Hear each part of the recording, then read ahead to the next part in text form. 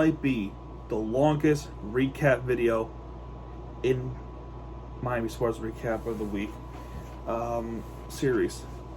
Because, my gosh, we have a lot. I mean, a lot to talk about.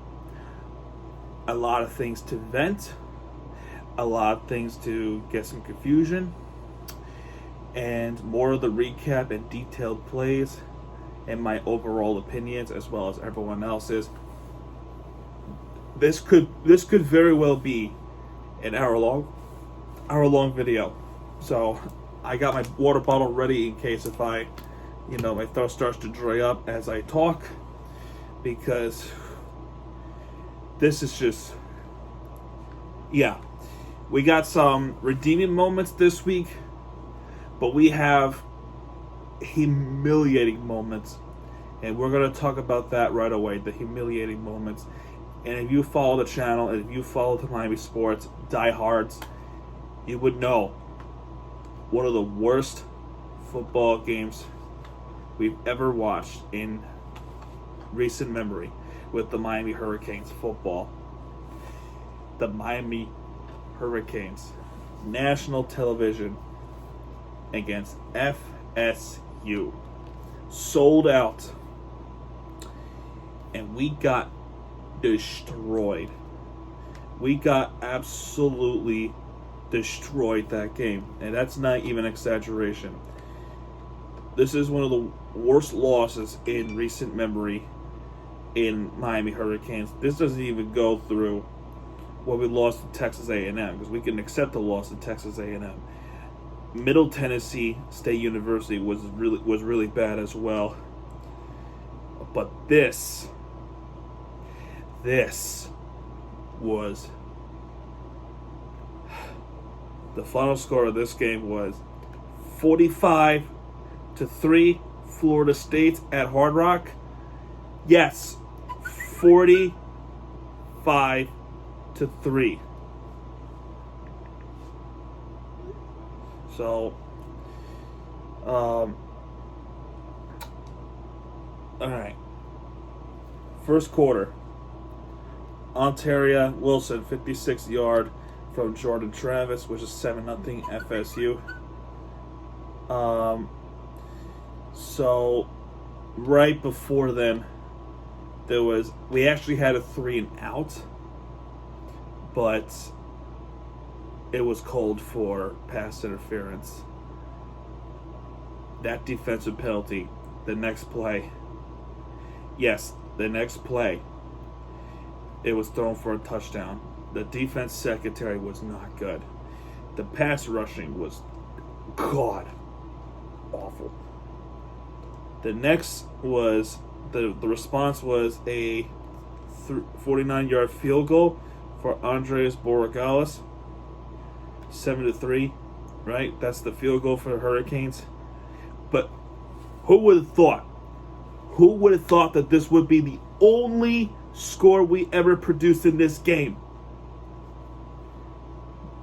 Afterwards, the defense could not hold them off, and when they did throw an interception, we got called for another defensive penalty. I think this was a holding, and then immediately the next two plays or so, DJ Lundy was caught for a touchdown, 14-3. Second quarter, three scores, all by FSU. Trey Benson with a 13-yard run. The pass rushing was not there. Trey Benson again running it in. We only took 3 plays. Ryan Fitzgerald, 41-yard field goal, 31-3, and that's only in the first half. Third quarter, there was some defensive struggle, but Jake Garcia, god awful. He was, and then Tyler Van Dyke was also hurt. He was god awful. So they gave the opportunity to Ja'Curry Brown, who tried his best, and he threw a pick. So I'm willing to give him the benefit of the doubt with Ja'Curry Brown. It's only his first game. So maybe Cristobal sees something in him that gives him the opportunity. But this is the issue here. The defense was nowhere to be found. The offense just could not respond afterwards. Cameron McDonald's 8-yard pass from Jordan Travis, and C.J. Campbell to put the finishing touches, 45-3 on ABC. Man, mind you, it was on ABC, Channel 7, at least for me. This was terrible. This was awful. In fact, it was so bad. There are a few things that we need to discuss about this loss. One, they are calling for Mario Cristobal's firing. I would say if you take the time to rebuild, right? I'm going to look at it both ways. This is sort of a transition year, right?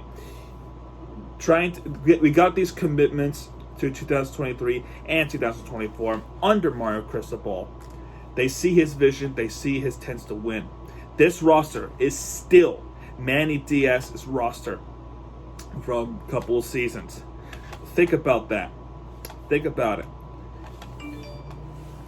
With that in mind, when we talk about firing, this game proved that some of the coaches does not have what it takes to actually win a fucking game this big as the FSU one. We were expected to be good this season. We were expected to have a 10-2 record. We were also expected to have a 9-3 record at the minimum. The 8-4 would have been good enough. But what we have now, the record for the Hurricanes right now, exceeded all those predictions. We were expected to win the Coastal Division in the Atlantic Coast Conference. 9-3 or 10-2. We were the favorites to have that.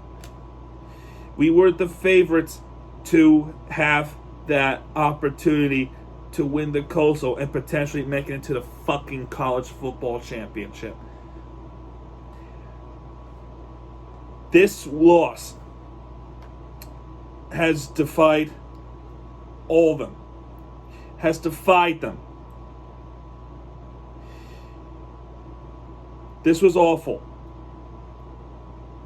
With that, nobody thought we were going to lose this many games under Cristobal. No one.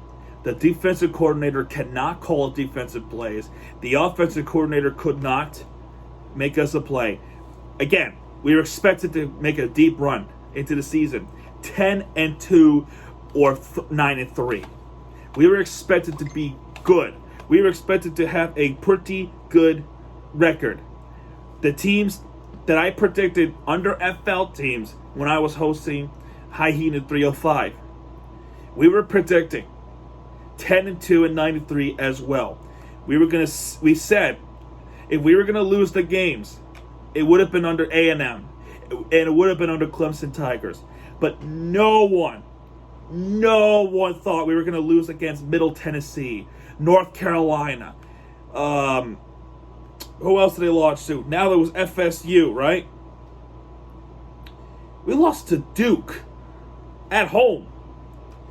The record of the Miami Hurricanes, 4-5. Repeat, 4-5. We have a 4-5 record in this season that did not go the way that it was supposed to. And you want to know what's the worst? We have 3 games left. We have a game against Georgia Tech in Atlanta. I don't care if there's 3 games left. Because after this game, I have officially lost faith in the coordinators, and I officially lost faith in the offensive line. The offensive line could not do jack this game. And with that, I'm officially calling for a firing of Kevin Steele, of the defensive coordinator of the Miami Hurricanes, and then officially calling for the firing of Josh Gaddis. I'm officially calling for the firing of those two coordinators. They gotta fucking go. They cannot coach a game under Cristobal. They cannot do it. Cristobal is under a much bad situation. He is under pressure.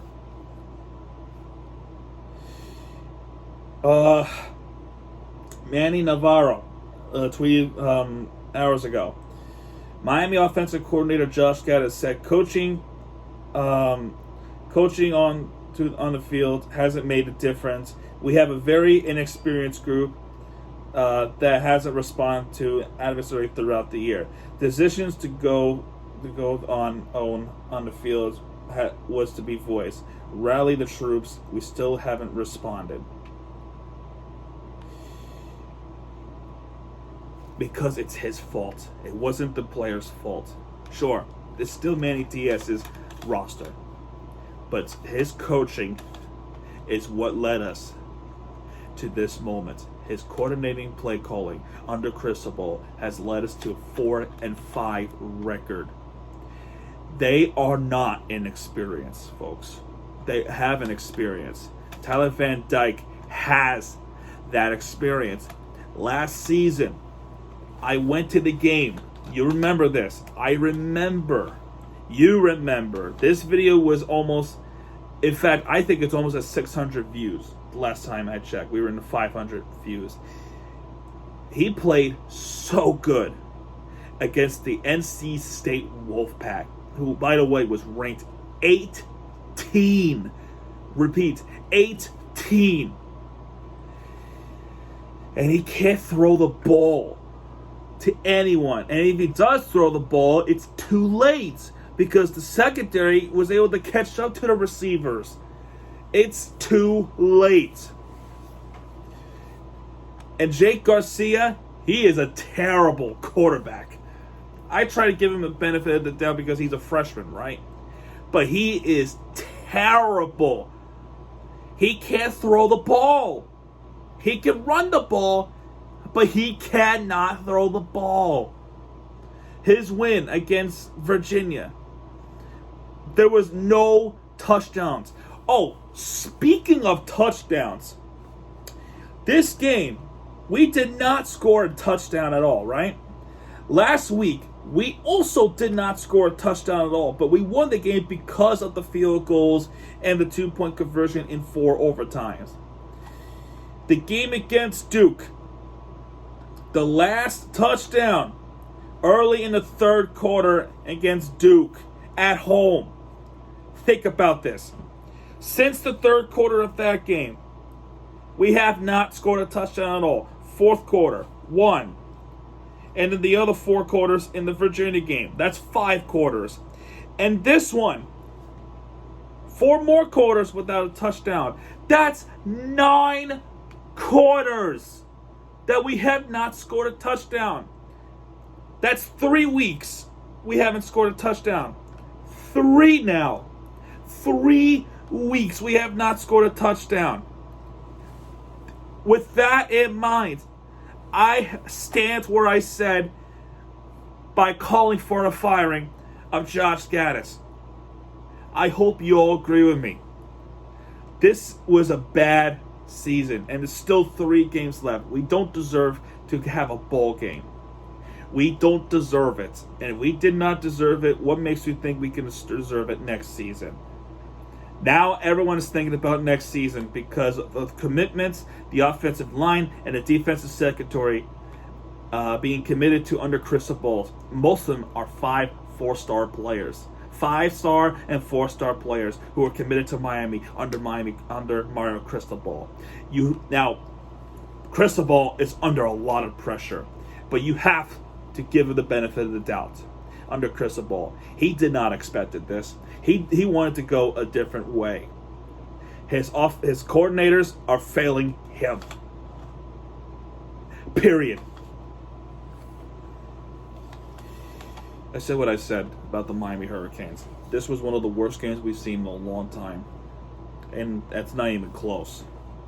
Not even close.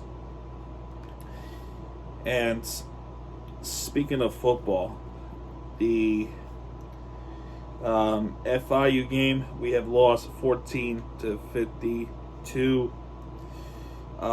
So many touchdowns against North Texas, Mean Green. But even then, FIU has the same record as the Hurricanes. That should not happen. It really should not happen. FIU should not have the same record as the Hurricanes. That is impossible. It is impossible.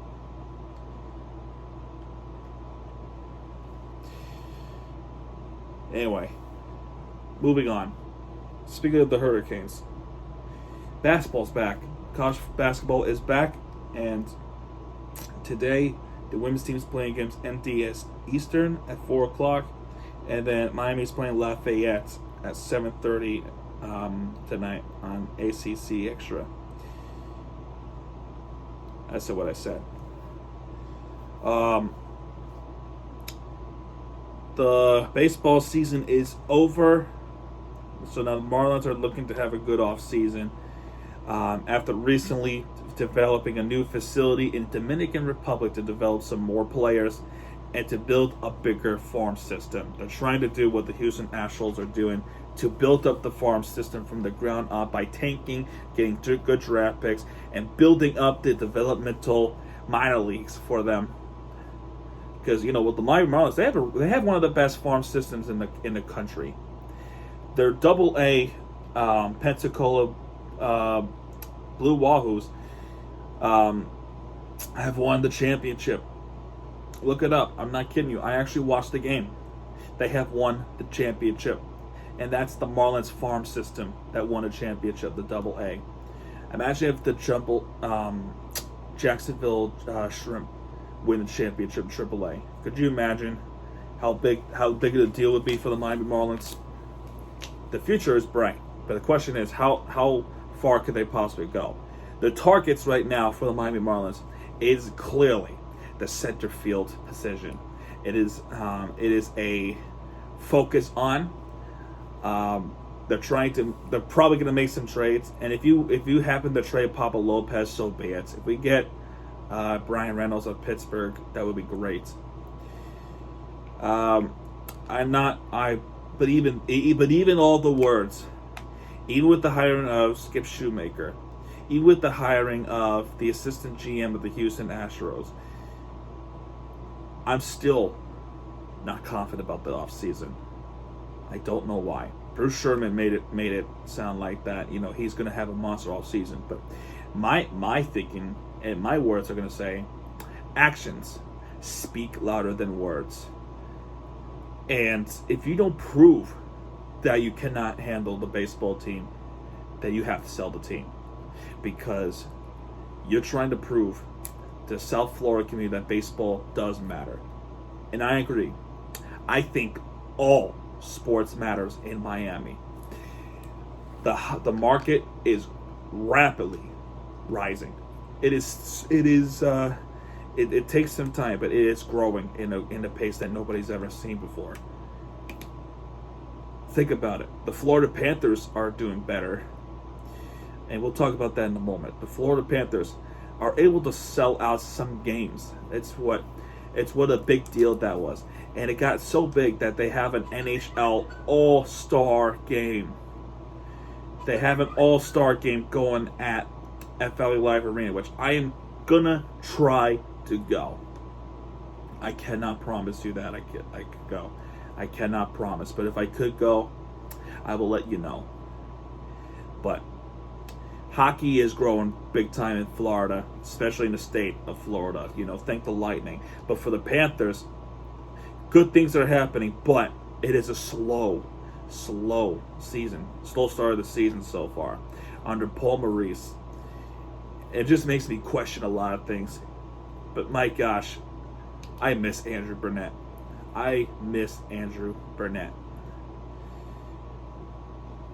Baseball is pretty big deal in Florida too, especially in the South Florida region. Think about it. They just need the Marlins to win, and things will be going pretty good. I like the stadium. I think it's a good idea to have a roof, considering how hot it is, and the weather will always make an impact. Soccer, big deal now. Big deal.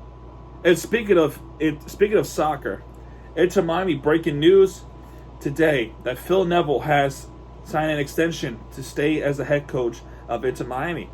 So I think he deserved it. With under the sanctions for Inter Miami, and still Phil Neville, after a horrendous start, still led Inter Miami to make the playoffs.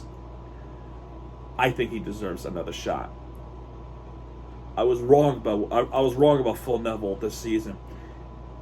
Couldn't coach the game and defied all expectations and brought us into a winning season. And he proved everyone wrong. He has proved everyone wrong that he can coach, and he was able to keep his composure, and he's able to have a good restraint and good sportsmanship. He has matured a lot. He has really matured, and I think he can do it. All right. This video is as long as it already has. Now let's talk about the Florida Panthers. And speaking of, we go to the West Coast, and the first stop is in Arizona. Not much happened the first period, and the second period, Colin White makes the score break, and then later and afterwards, Lawson Crouse on a power play goal. And third period, Nick Ritchie power play goal as well. 2 power play goals that were given up. And Clayton Keller, empty net, 3-1 Arizona Coyotes. This was an embarrassing loss. At that time, I thought this was an embarrassing loss. But then the Hurricanes happened. First off, you cannot lose to Arizona Coyotes. This team is extremely inconsistent and cannot win a lot of games. They just can't. They're under an extremely long rebuild. And you can't even beat the Arizona Coyotes? This was supposed to be a monster team with all the trades. That big trade for Matthew Tkachuk. You cannot win against the Coyotes? That is one humiliation. Another humiliation on ESPN Plus Hockey Night against the San Jose Sharks. We shouldn't have to go to shootouts, but we did. First period, a power play goal. So with this week, power play goals is actually getting better. There's some progress with the power plays. Paul Maurice sees it. He makes the drills, and he's making the effort to get it better. And you know what? I see the progress here. Barkov, power play goal, and he's played a lot of minutes. Alexander Barkov. And you want to know who else is playing a lot of minutes too? Brandon Montour. We'll talk about him in a little bit. Second period, Radko Gudas has his first goal of the season, and it was a one-timer near the blue line. That's a nice goal. That's a really nice goal to catch the San Jose Sharks goalie off guard. I think it's I forgot his name. The goalie of the San Jose Sharks. It was Helmer. Okay. It was Helmer. So, third period, everything completely went to the blink of the eye like this. So, Timo Meier and the power play goal for San Jose Sharks breaks the score in the third period, and then San Jose's best player, Erik Karlsson, 10th goal of the year to equalize against Florida, and then afterwards, Matt Benning, first goal of the season to take the lead for San Jose, and I was as livid as it gets late at night. It was 1 a.m, and I was really pissed off. And it was bad enough that I have to work in the morning, right? But it was also a disgrace that we blew a lead against San Jose Sharks of all teams. They are ranked bottom in the Pacific Division. Bottom! And we blew the lead against the Sharks. But thank God for Carver Hagee to tie the game up 3-3. And then in overtime, we almost win it right there again for the second straight. In fact, a third straight game against the Sharks, from my knowledge. Third straight game. Think about it. The game in Sunrise back in January, we won in overtime. A couple months later on also ESPN Plus Hockey Nights, my friend was at the game. That ended in overtime, and we won the game in overtime. This could have been the third straight game that has already been a third straight game to force overtime, or they force overtime against the San Jose Sharks, or to even win it. But instead, we go to the shootout. Everyone could not score a goal. It was a goalie battle. That is up until Sam Reinhart to not only take that lead, but to score his goal, but to win it 4-3. And that took 4 rounds to do so. I didn't celebrate much for a couple reasons. 3 reasons. 1, I was tired. 2, I couldn't help the bear that we blew it against San Jose and then had to win in the shootout just to get a W, right? That was like, it's like, okay, we got the win, but we shouldn't have to go through that. And number 3, I had to go to bed quickly because I had to work in the morning. You know how many sleeps I got that night? 4. Cranky. It was as cranky as that. Then next we got the LA Kings, which we still could not win in Los Angeles. But there was a lot of bullshit in this game. We'll talk about that. So first, Ryan Lomberg, 1-0 Florida against the LA Kings. In the second period, the rest of the game became a shootout. But the bottom line here is we have blew it. This team finds a way to blow games, and we're going to talk about that in the next game because it gets worse. It gets worse as we talk about the LA Kings. So Rasmus Kupari, first goal of the season to equalize for Los Angeles. And by the way, that's also the same night as the LAFC won the championship. I think there was another game that night for Los Angeles. It was USC, I think, University of Southern California. That was also a big deal. So sports is crazy in Los Angeles. My envious is as crazy for Miami as Los Angeles. That's the dream. That is a fucking dream. But Carver Hagee takes the lead for Florida, and then literally 35 seconds later, Trevor Moore equalizes again. Brandon Montour scores a power play goal to try to make it 3-2, but that goal was disallowed for incidental goaltending interference. We're going to talk about that in a little bit. But to make a long story short, before I get into detail a little bit later, we got screwed and they capitalized on it.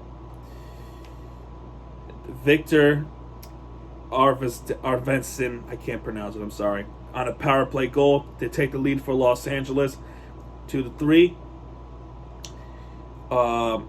Third period, Lou Sarinen to tie the game up.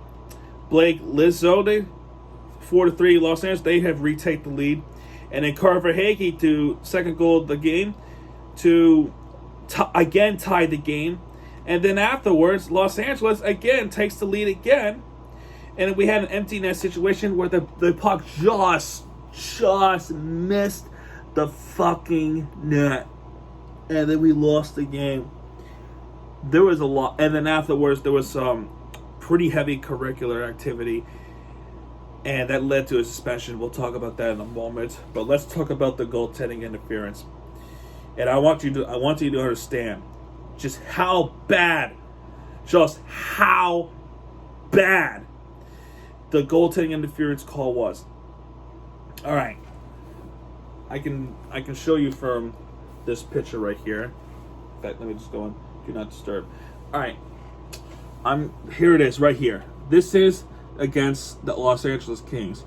You see Matthew Tkachuk and you see Jonathan Quick trying to locate the puck. And Matthew Tkachuk's trying to figure out a way when the puck does come by, and then he was trying to make an assist to get the point of his own, while Jonathan Quick trying to save the puck. It just so happens that Quick's head bumped into Matthew Tkachuk's back when Tkachuk wasn't even looking. And by the way, look where it was, right? And I'm not a hockey expert, but when I look at the rule book clearly says the hinge of the spot of the goaltending interference in the blue area. Here's the blue area. The line, it goes like that. Here's the blue area right here, right? This is the body part. And if you notice, the body part is on the white. That's the ice. And this is how far Tkachuk is, and this is how far his head is. On the white ice. Right there. That's where the goaltending interference happens. The rule book said if it's in the blue, then it's goaltending interference. Why did I bring this up? Because not only it's controversial goal that led to LA win, but just to tell you how inconsistent the referee decisions have made. And I can prove it right here. I can prove it to you right here with this picture. Here it is. This is the playoff game with the Tampa Bay Lightning. This is what led us getting swept. Here's Bobrovsky's head. Let me just zoom it in. Here's Bobrovsky's head getting tilted by the Tampa Bay Lightning player. I think it was I can't see the no. I'm sorry, Tampa fans. But that it's on the white, right? To be fair, it's pretty close to tell, but if you zoom in, it's still on the white. Here's the blue right there. That was not called goaltending interference. And it was on the white. It is not incidental goaltending interference. They did not call that goaltending interference. They followed the rule there. They did not follow the rule against Los Angeles. More importantly, both of those inconsistent calls cost us the game twice against the Tampa Bay Lightning, more so than Tampa Bay Lightning because it was a playoff game. We were trying to retake that lead to potentially go to Tampa with a 1-1 draw. This game against Los Angeles, we were called for goaltending interference. It's okay if this is interference for Florida, and this is okay to be not interference for Tampa. This is okay, but this is not okay.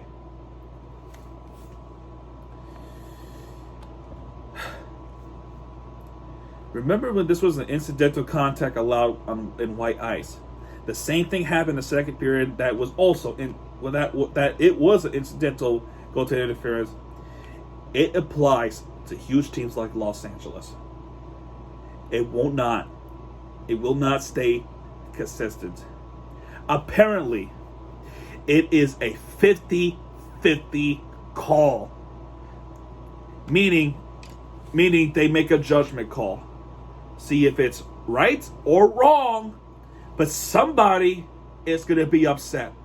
And those are the worst things you could do in any sport, especially in this environment like the Los Angeles Kings in Los Angeles. Unreal. I even showed this to my cousin. My cousin, his name is Dylan. I showed him the replay. I even showed him the video. And he agrees. Because he played hockey. He has played hockey. By the way, shout out to Dylan if you are watching this video. He played hockey.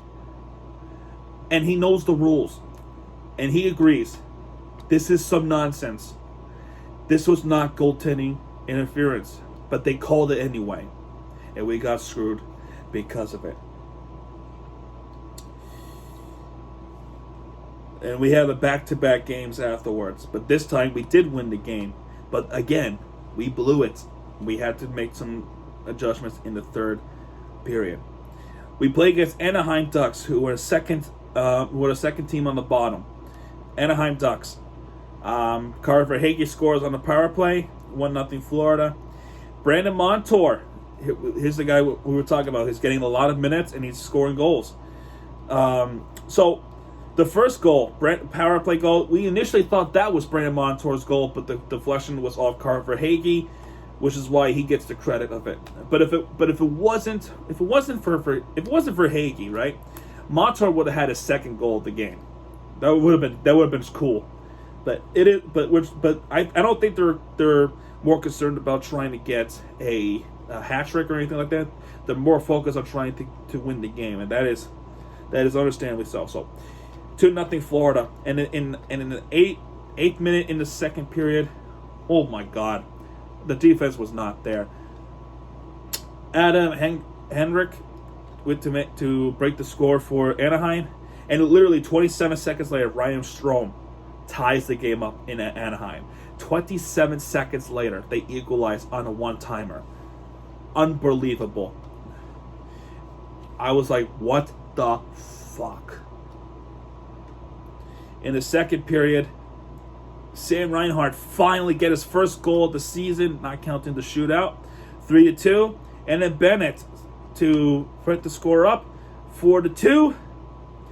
And Isaac Lundenstrom on a penalty shot that was committed by Alexander Barkov. And then afterwards we were trying to really wind down the clock, and we were to clear it. And then Sam Reinhart, just before the clock hit 0, he has scored the fifth goal.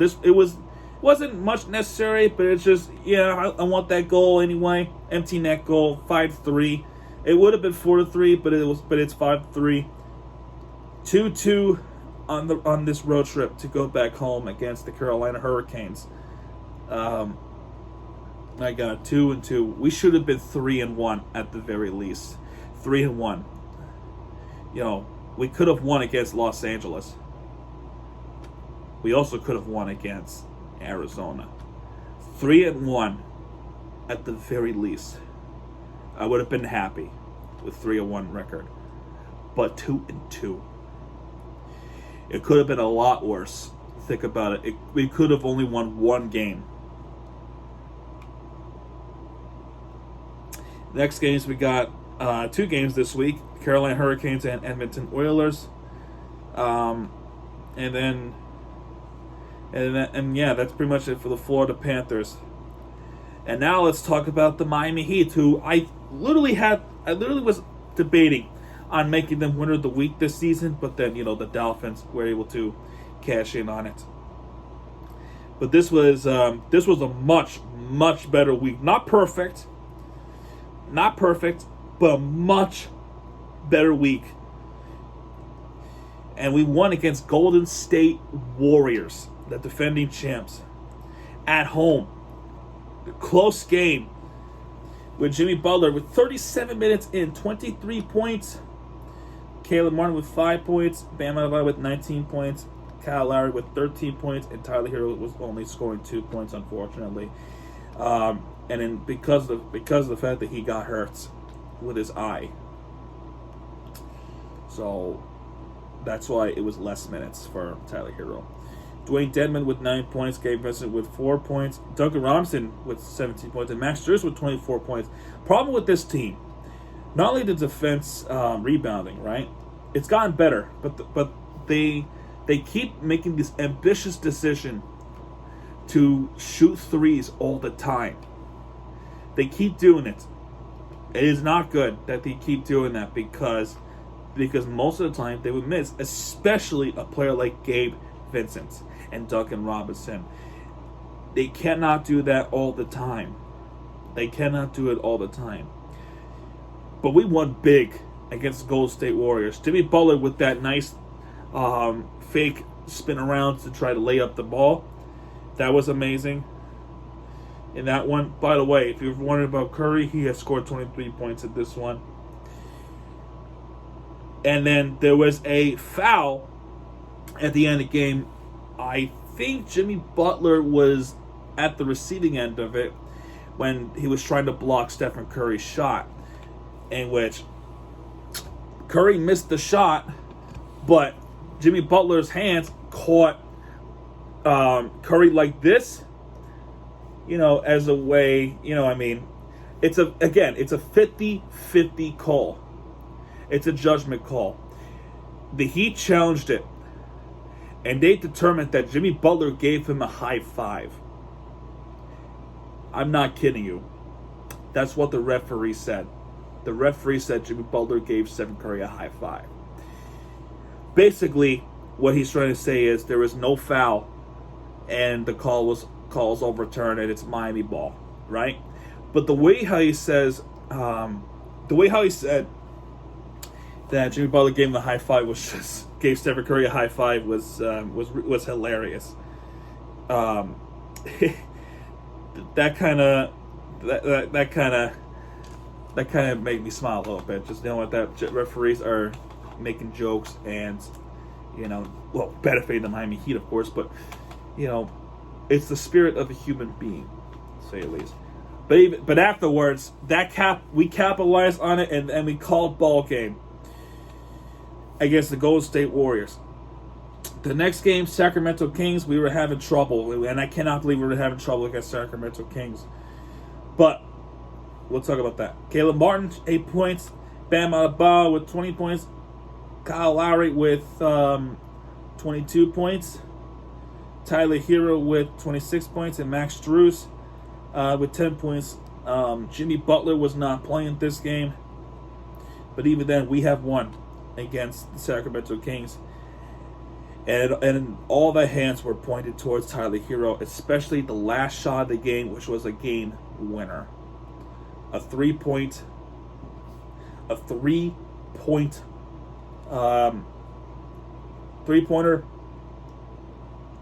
And the NBA was complaining about it.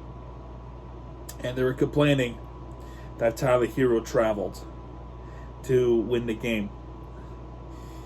The disrespect is unbelievable. I almost you just don't care what the media says anymore. You just don't care what they say anymore. Because at the end of it all, they have their favorites, they have their bias, and they're inconsistent. It's not okay when Hero makes that 3-point game winner 3-pointer with what he did, but it's okay. But it's okay with LeBron traveling every single time he tries to make the layup. And it's also okay that Anthony Davis carried the ball against Cleveland. That's also okay. And it's also okay that it's also okay to have 3 points taken away from Max Strus when he was clearly on the line, not out of bounds against Boston. Consistency. If you're going to call something like that, at least be consistent to all teams and not just one and play favorites, because you will not earn respect to the media or the NBA family like that, especially to the fan base. You will not earn any respect. Period. And then after that, we got the Indiana Pacers, who ultimately beat us. Indiana, we just cannot beat them, no matter what game it is. We just have, if there's any team we have a hard time against, it is Indiana. Caleb Martin with 6 points, Bam Adebayo with 18 points, Kyle Lowry with 10 points, Tyler Hero with 29 points, and Max Strus with 17 points. Gabe Vincent with 15 points, but left it. His 3 points decision is not that great. This game we were down as many as 14 points in the first half, and we came back in the second half, but we could not take the lead. We tried to tie the game up with the Hero, trying to do it again, but he missed it. And why wouldn't you go for a layup? Go for the layup. Force overtime. Do not be ambitious. This is what I mean for the Miami Heat. They have a good shooters, but they're not open. They do it all the time. Eventually, teams are going to realize that they're going to try to block it. So then, if that's the case, here's what you do: make them think you're going to do that, and then fake it and go for the layup. I'm not a coaching expert, but that's just what I would do, and I do it at the Parks too, believe it or not, and it worked effectively. Not all the time. That's just the way how it goes, but just enough. Tonight we got the game against the Portland Trail Blazers at home at 8:30. And then we got the Charlotte Hornets in 2-game series on Thursday and Saturday. So, I don't know. The Heat's turning around a little bit, but I'm just a little bit nervous how consistent they can be. Can they stay consistently good and try to win us games? Or will this be another bad season? Once in a while bad season for the Miami Heat. We are 4-6. Jimmy Butler had made the statement that we're going to win the fucking championship. I don't know. I do not know. We will see what happens as the season goes on. And like I said, we got the Miami Hurricanes basketball hoops. That's really it. Finally, it's almost 47 minutes into this video. In fact, I would say now it's 47 minutes. We're almost done. We're almost done, folks. We might even finish. We might finish under an hour. Who knows? Finally, we have won the game against the Chicago Bears on an incredibly shootout against them in the Windy City. Miami Dolphins. 35-32 victory against Chicago Bears. I would say they're the winners of the week because one, they have prevailed, and number two, it is a huge win because of the game surrounding and the way how these players play. The offensive players that played is incredible. It is incredible to watch these guys play. We got one rushing touchdown and 3 passing touchdowns, and a special teams touchdown. For Chicago, they have 3 touchdown passes and 1 rushing, so that's 4. So let's see. For this one, we have Carlos Santos with the 32-yard field goal. Raheem Mostert, and that field goal was huge because the rest of the game, it's been all touchdowns since then. All touchdowns. Only 1 field goal of the game. One of them from the Miami Dolphins was missed.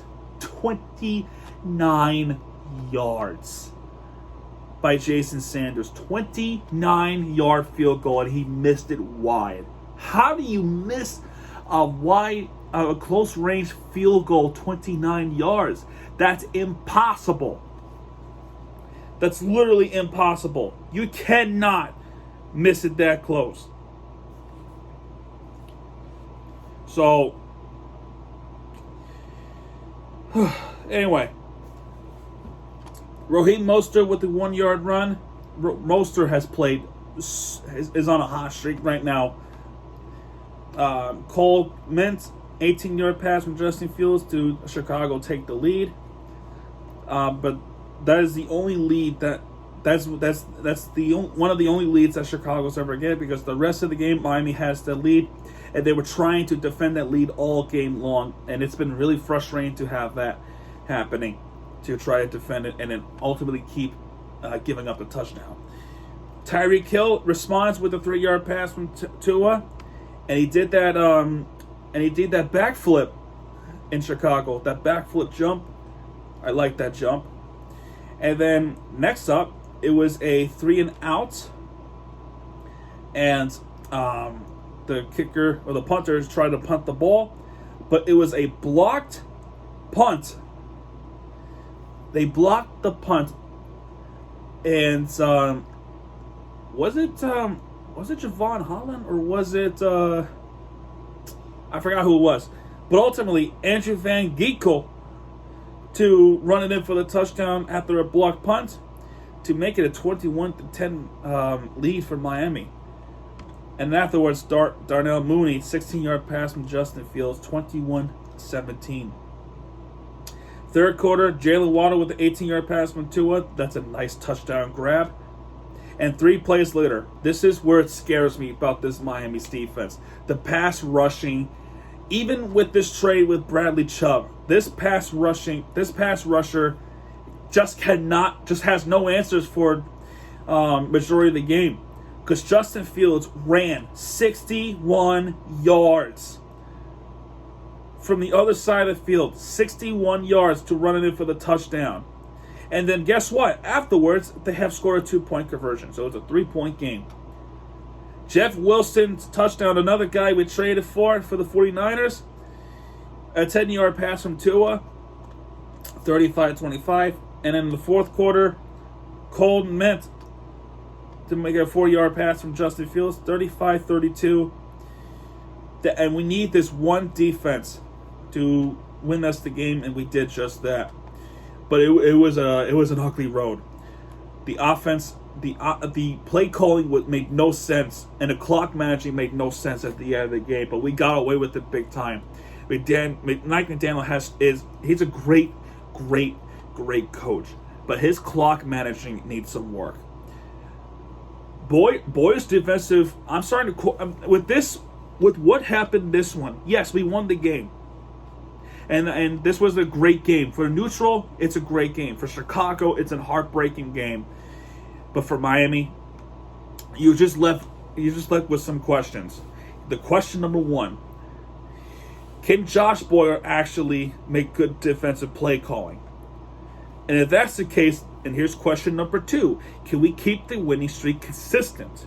We don't have to win every single game. We have some good teams coming up against, especially a rivalry game. And the 49ers pretty soon coming up, because the next 2 games we got Cleveland and we got the bye week, and then we have Houston. Those are very theoretically winnable games. Winnable games. We're on a 3-game winning streak after a 3-game losing streak. Think about it. We are 6-0 when Tua starts and Tua finishes. Think about that. Here and here's question number 3. Can the pass rusher get better? Because guess how many yards Justin Fields has? With his passing, 123 yards, right? That's no big deal. Every quarterback can get up to that point if they're good. But his rushing was 178 yards against the Miami's pass rushing defense. 178 yards. That is an equivalent not pass rushing, but a rushing yards of Lamar Jackson, Patrick Mahomes, and Geno Smith, and Russell Wilson. Justin Fields can run the football, and they have underestimated Justin Fields playing. The team could be built around Justin Fields, but this pass rushing is a concern. Bradley Chubb's trying to fit in with this. The injuries is still not good. This is a big concern for the defense. The pass rusher is a little bit of the concern. I don't care about the secondary. Bottom line is, if you cannot get to the quarterback well enough, he's going to run some yards and potentially get first downs. And he's been doing that time after time after time after time again. There was also a very controversial missed call, and granted, this would have been against Miami, and I'm trying to be fair for it all. A wide receiver down at the field He was being held, and he was being held early. In fact, very early. The ball got there, and the referee, and he could not make the play. He could not get to the ball because he was getting held. That should have been a holding. That should have been pass interference. But the referees did not call it. And granted, we capitalized on it because afterwards we have hauled them down into a fourth down play, and they have thrown an incomplete pass, and we have won the game because of it. And just like that, we are 6-3. Buffalo is still in the lead. AFC East with 6-2, and they've lost to the New York Jets. I can't believe it. The New York Jets team, as much as they could be pretty inconsistent, they're a threat. They really have not been a threat since 2015. I remember this too. But Miami Dolphins, we have a slight chance of actually making it up to the AFC East and potentially winning it. If we cannot do that, either A, they win the games, which we will have to root for them to lose, but we have to win those games, especially against a team like the New York Jets. We have lost to them at MetLife when Skylar Thompson was trying to make things happen. That's one of the reasons why we are third place, because of that tiebreaker. We have to win against the Jets. More importantly, the Bills team, yeah. If we can win against them again, that's something. That's something to keep a hold of. And in fact, I think they have this new deal, $1 billion deal, to build a new stadium in Buffalo, to make it more indoors. I think, I'm not quite sure, but who knows? AFC East is tight, and that's gonna do it. I'm sorry this was a long video. It is still a 57-minute video. If you have made it this far watching this video, thank you so much. It shows your passion. It shows that you care about this stuff.